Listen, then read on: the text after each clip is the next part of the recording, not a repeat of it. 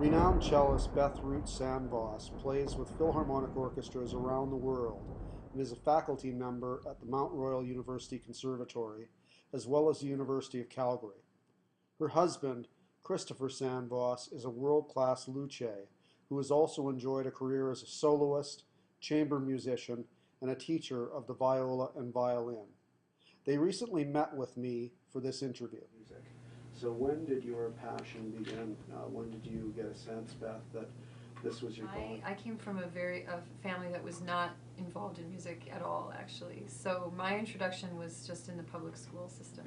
Did you play with anything else along the way, or did you stick with the cello?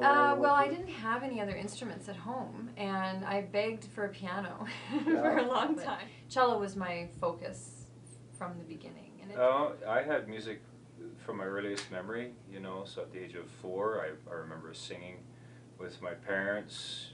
The music was, you know, the sort of the intellectual, emotional side of life, you know, sort of fed that experience. So when did you begin to get a sense that music was your calling? When I was 7, my mom asked me what I wanted to be when I grew up, and I said I either want to be a violinist or a farmer. Where did you two meet? we met at the Banff Center for Performing Arts. We met playing the Trout Quintet by Schubert. The whole time we were there, we just, we sort of conspired, you know, and it was a wonderful group too. It was with the Edgar Meyer playing bass, yeah. quite a famous bass player, and it was yeah. So that was the end of September. We met on the 23rd of September. We got married on December the 9th. And that was 15 years ago, actually, December 9th, 15 years ago. Yeah. Both of us, I think there were a lot of similarities with loving the outdoors and the whole agrarian type of a background, and also the love, of course, of culture and music. When you don't feel the need, you know, to look, then you know you have what you need, right? And you know, there's no urgency that, you know, or hastiness, let's say. That it's everything fits, and it's there's the way it should be. yeah, and there's somehow. a calmness to that. So you obviously still play music, Chris, but Yeah. you spend most of your time making instruments. Right. What caused the transition? What was the shift within you that pulled you in that direction? I was given a framing hammer when I was 4 years old. I didn't have a teddy bear. I had a hammer. I still have it. And I used to take it to bed with me at night. I used to sleep with it. I loved this hammer, and I loved building things. My big dream was always to build my own car, not restore a car or this or that, but from scratch. And I didn't have any money, so I thought, well, what would I do? And the first and most obvious choice was to just build a viola, because that was my instrument that I played. And I thought, well, this won't cost me very much, maybe $100 in wood or what have you, right? And just a lot of time. And I took to it right away. But I never wanted to give up the music, because music is like athletics. You know, you do it for a period of time when you're young and you develop your skills. Then if you have any hope, it's not something that you pick up in your mid-20s and say, well, I want to be a professional. You carefully choose your wood. You do everything by hand. There's no, you know, kind of... Well, it all starts with the natural materials, right? So picking the wood, selecting a tree. The tree that I recently purchased, we went through 80 trees, actually, before we found one that was correct, right? And these are 80 trees of world-class tone wood that gets shipped all over the place to Steinway or Martin Guitars. You wouldn't know it, but there is an essence about them that they're handmade. I need to make that known. You know, I don't want to take away the handmade element of it, because it removes me from the equation, right? Sure. And but I do have to say, and I should segue to Beth, because nothing is more difficult than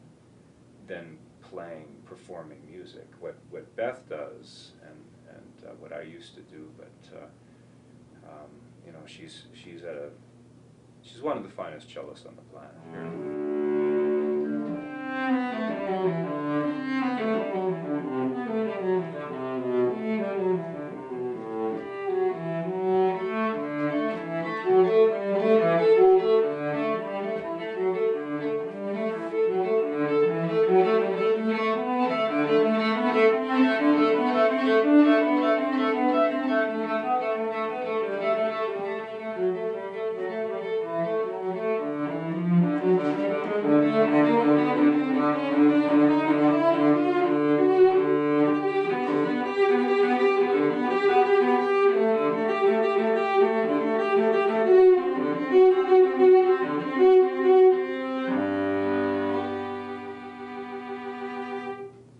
that's in the moment.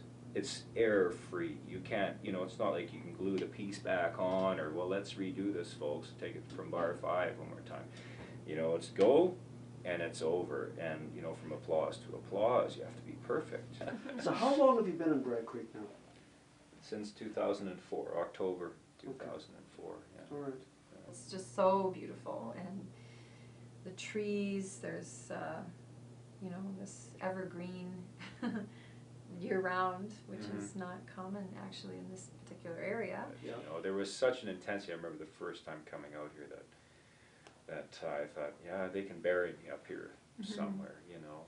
You can lose yourself out here, totally lose yourself. You drive, you see the mountains, and the direction comes from the city. You leave all the city behind, and you come out here. I need to be close to the universities and the airport, and that's, you know, very close, and so it's actually a really nice combination. Yeah. The kids do need to they don't need, but it's beneficial to their upbringing that they're, you know, they're complete human beings. They actually know what a wonderful painting looks like, and so we go to the Glenbow Museum or the TELUS Science Center, and in 35 minutes we're home.